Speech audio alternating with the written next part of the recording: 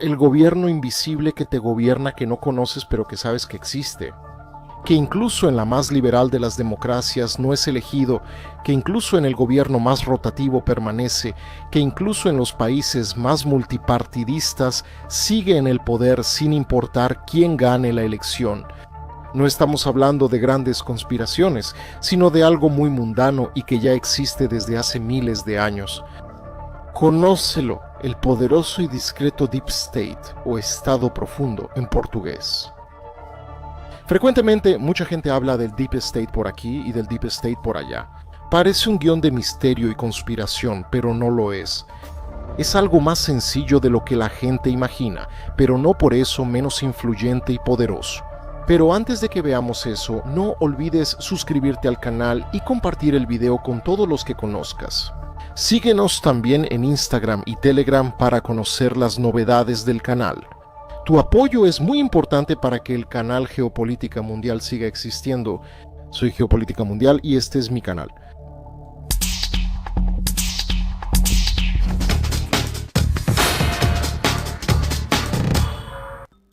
Cuando se habla de Deep State, muchos piensan en un gobierno secreto. Al estilo de los Expedientes Secretos X, una serie de teorías de conspiración de los años 90 que influyó mucho en la cultura pop de la época. El gobierno paralelo que decide influir desde las sombras y a veces incluso elimina a posibles opositores. Entonces, el concepto de Estado profundo es frecuentemente usado por conspiracionistas para justificar alguna anomalía o bien es usado como burla por los escépticos. Y de cierta forma, ambos lados tienen razón y están equivocados al mismo tiempo. El Estado profundo es el grupo de burócratas y funcionarios en cargos estratégicos del gobierno. Solo eso.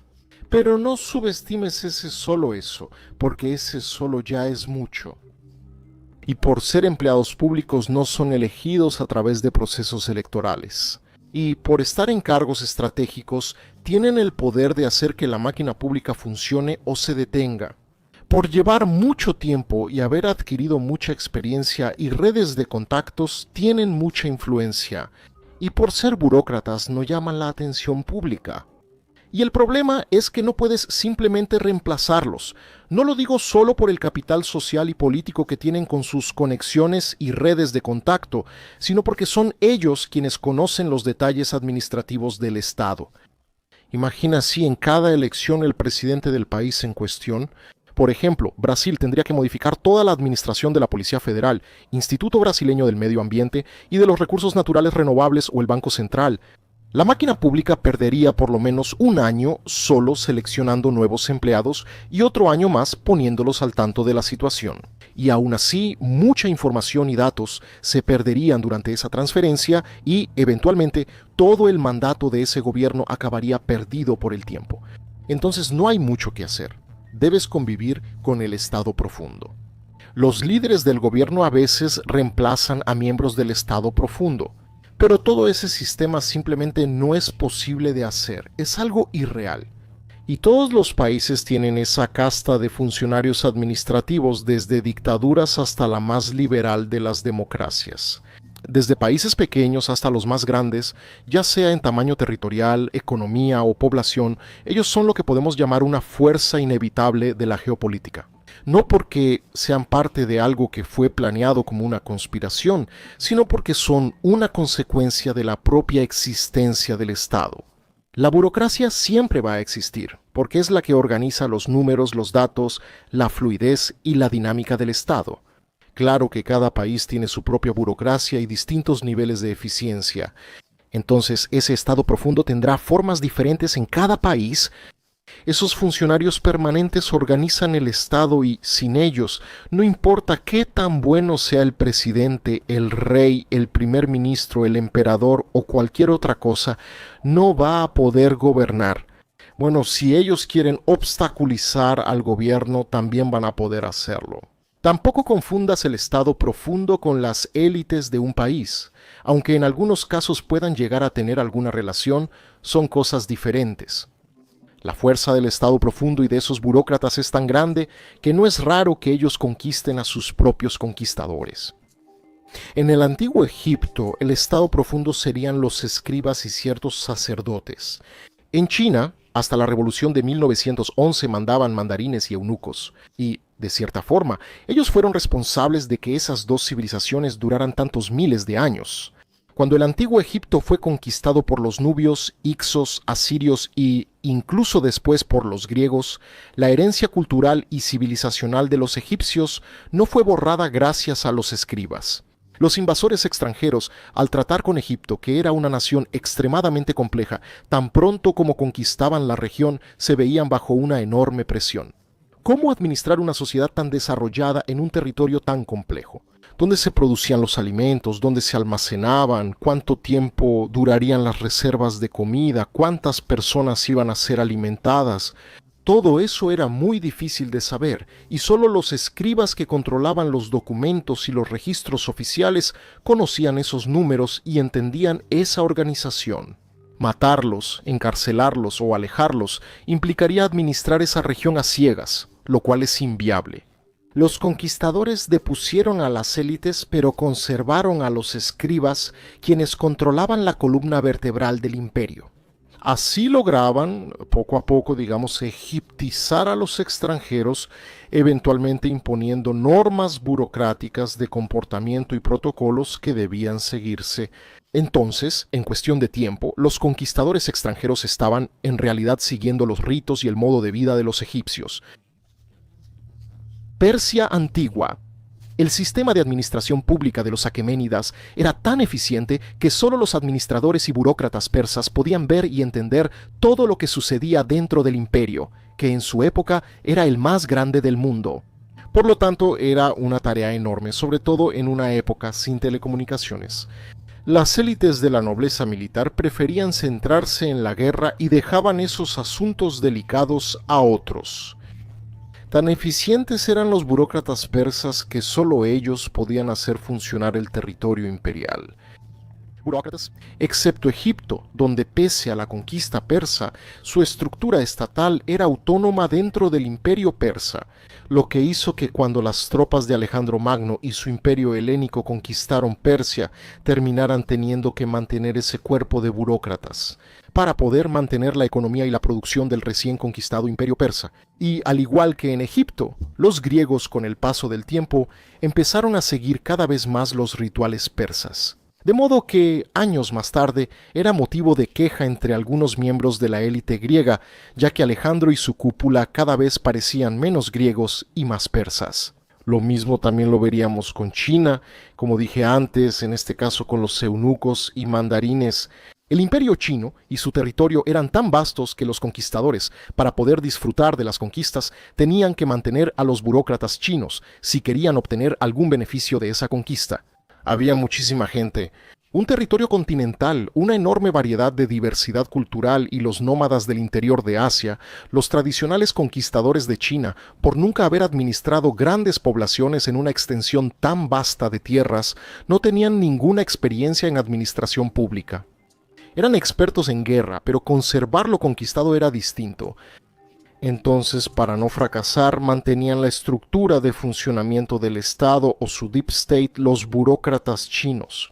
En el caso chino hay una particularidad interesante, porque en ese caso frecuentemente había disputas entre grupos para ver quién sería más importante. A veces eran los mandarines, a veces eran los eunucos. Los eunucos son hombres a quienes les han removido parte de sus genitales. A veces solo el saco escrotal, otras veces todo. En la China imperial, estos dos grupos solían competir por influir más en el emperador, y gracias a esa estructura administrativa confuciana, veremos modelos más o menos parecidos de estado profundo en la región donde hoy se encuentran Corea, Vietnam y Japón. Y de la misma forma que en el caso persa y egipcio, en el caso chino, los nómadas conquistadores con el paso del tiempo empezaban a hablar chino. Se vestían como la élite china y seguían los ritos y protocolos reales por influencia de los burócratas chinos. Un claro ejemplo es el Imperio Mongol, aunque fue el imperio proporcionalmente más fuerte de la historia. Al decir proporcionalmente, me refiero a comparación con las fuerzas de su época. Al final se lo creyeron.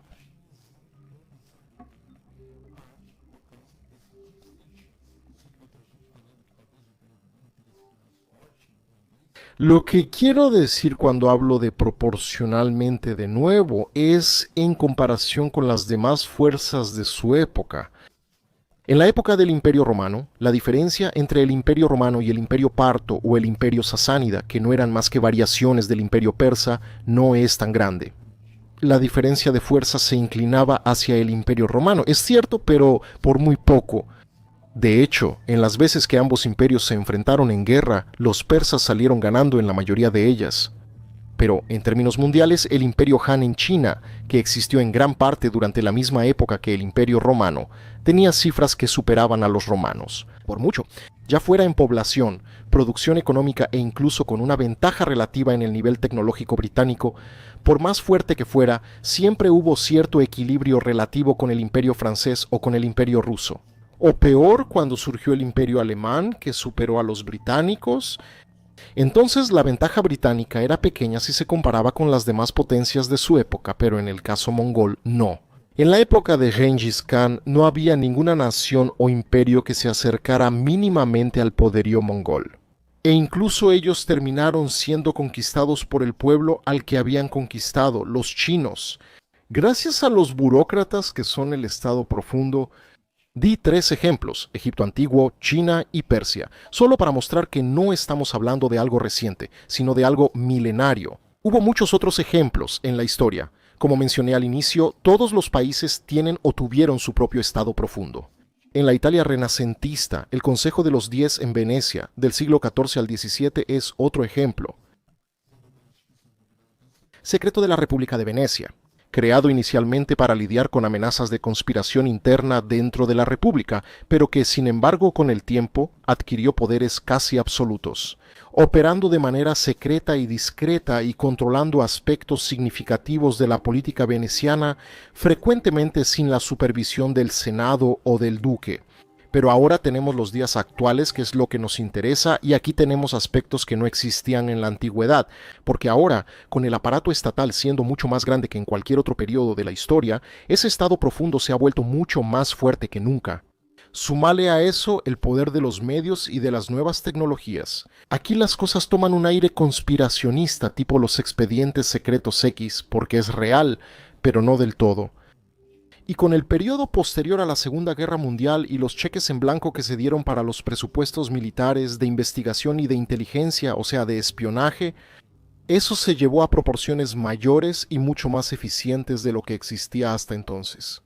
Hoy en día, el Estado profundo no es solo el burócrata que controla los libros del gobierno, también es un aparato paralelo de poder al Estado, en el sentido literalmente militar. El presidente Eisenhower popularizó el término al mencionar el complejo industrial militar de Estados Unidos en su discurso de despedida en 1961, advirtiendo sobre la gran influencia de la industria, la defensa y las fuerzas armadas en la política nacional.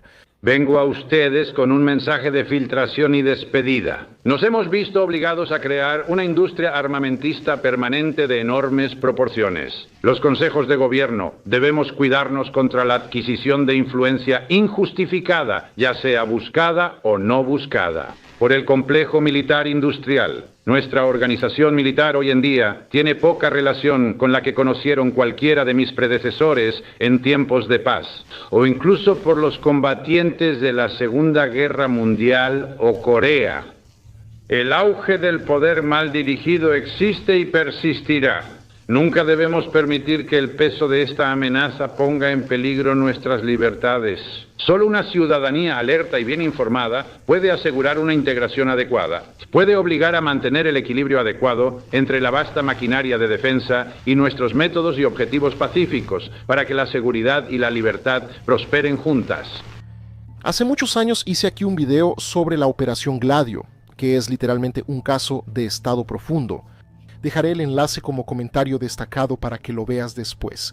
Durante la Guerra Fría, los servicios de espionaje de la OTAN entrenaron civiles y repartieron armas en Europa Occidental, esperando que si algún día ocurriera una invasión por parte de la Unión Soviética, esas células dormidas practicarían actos de terrorismo dentro del territorio ocupado por los soviéticos. Hasta el día de la invasión ellos se quedarían ahí, quietos, dormidos, sin llamar la atención.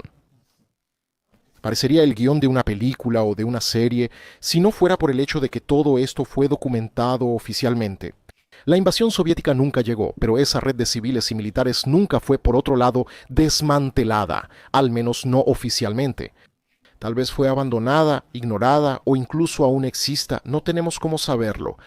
Pero aparte de investigaciones por parte de algunos países, realmente no se sabe qué pasó con ese personal entrenado, y mucho menos con las armas que estaban dispersas, que obviamente envejecieron y ya no sirven, pues fueron abandonadas. Después de más de 30 años del fin de la Guerra Fría, algunas fueron desviadas, quién sabe. Pero en nombre de combatir el socialismo soviético, militares, científicos y espías tuvieron un presupuesto casi ilimitado, no solo en Estados Unidos, sino también en los demás países de la OTAN, América Latina y Asia. Mientras que del lado soviético, con sus aliados en el Pacto de Varsovia, también existía ese presupuesto casi ilimitado, o al menos priorizado. Todo tipo de operación e investigación, por más absurda que fuera, terminó siendo permitida en ambos lados durante la Guerra Fría. Y con tanto dinero siendo derramado por los grifos de los gobiernos, muchas cosas realmente terminaron quedando sin supervisión, lo que hizo que no solo se desviara mucho dinero, sino que también se llevaran a cabo operaciones clandestinas o al menos controvertidas. Y se equivoca quien piensa que en los regímenes democráticos habría sido menos grave que en las dictaduras. J. Edgar Hoover, fundador del FBI y líder de la agencia durante 38 años, usaba su ejército de agentes, equipos de espionaje, un enorme presupuesto y libertad para combatir a los comunistas, para espiar a todos. Literalmente a todos, incluyendo senadores, secretarios y los propios presidentes de Estados Unidos. Se sabe que él tenía expedientes con los trapos sucios de cada pez gordo de Washington y usaba eso para intimidar y chantajear. Si alguien amenazaba con despedirlo o bloqueaba una operación importante para él, mostraba parte de lo que sabía. Todos los presidentes estadounidenses acabaron agachando la cabeza ante él. Cuando él murió, se dice que esos expedientes habrían... ¿Cuánto de eso es leyenda urbana? Nunca lo sabremos, pero sí sabemos de hecho que él realmente tenía y mantenía a todas las figuras públicas en su bolsillo. Este es un ejemplo clásico de cómo el Estado profundo manda más que el gobierno electo y oficial de un país. Porque incluso los senadores en su conjunto y el presidente con toda su autoridad terminaban inclinándose ante él. Probablemente es peor que porque... Una de las pocas derrotas que J. Edgar Hoover tuvo fue la creación de la CIA. Hasta entonces, las actividades de recopilación de inteligencia, tanto internas como externas, eran realizadas por el FBI. ¿Y le molestaba la idea de una agencia exclusiva para el espionaje en el extranjero? Porque básicamente significaría que tendría que dividir el poder que tenía. Y de hecho, la CIA siguió esa línea competidora, que diluyó el poder del FBI. Así que la competencia entre esas agencias fue grande. Y eso es importante de entender. Las diferentes facciones del Estado profundo compiten y disputan entre sí. No es algo homogéneo. Pero cuando alguien de fuera amenaza ese sistema en su totalidad, entonces se cierran y se protegen. No siempre el Estado profundo es tan discreto como el Poder Judicial y el Ministerio Público en Brasil. Aunque históricamente la excesiva exposición de alguna área del Estado profundo terminó generando crisis políticas y civiles, que cuando no resultaron en rupturas geopolíticas, resultaron al menos en cambios gubernamentales drásticos, con otros sectores del Estado profundo sacrificando entonces la parte, digamos, expuesta para mantener un mínimo de existencia del sistema funcional. Entonces, el concepto de Estado profundo o Deep State no es solo una teoría de conspiración, representa en realidad una realidad mucho más compleja en las estructuras de poder gubernamental. Este fenómeno hace parte de la burocracia estatal y de las instituciones permanentes, demostrando una enorme resiliencia histórica, adaptándose a los diferentes contextos políticos y culturales a lo largo de los siglos. Pero al mismo tiempo, el Estado profundo ha desempeñado un papel crucial en el mantenimiento de la continuidad administrativa, incluso en los periodos de crisis grave. Entonces entiende que el Estado profundo es una consecuencia y no una planificación. No es algo monolítico, como un solo grupo que domina todo, sino que se compone de varias facciones, que frecuentemente disputan el poder, la influencia y el dinero dentro de los bastidores del gobierno, pero que también frecuentemente cooperan. No siendo algo propiamente benéfico o maléfico, sería más como una fuerza de la naturaleza, en este caso una fuerza de la naturaleza política, una de las fuerzas inevitables de la geopolítica. Su existencia plantea preguntas importantes sobre la naturaleza de la democracia, la transparencia gubernamental y los límites del poder institucional. Pero, al mismo tiempo, garantiza un mínimo de estabilidad, aunque muchas veces de manera controvertida. No destruyes al estado profundo como mucho lo sustituyes por otro. Gracias a todos, espero que les haya gustado, no se olviden de suscribirse al canal y de seguirnos en las demás redes. Y también consideren la opción de hacerse miembros. Haciéndose miembros, no solo tendrás acceso anticipado a los videos del canal, sino también acceso a videos exclusivos y transmisiones en vivo, exclusivas solo para los miembros, además de garantizar la existencia del canal Geopolítica Mundial. Un abrazo, hasta el próximo video.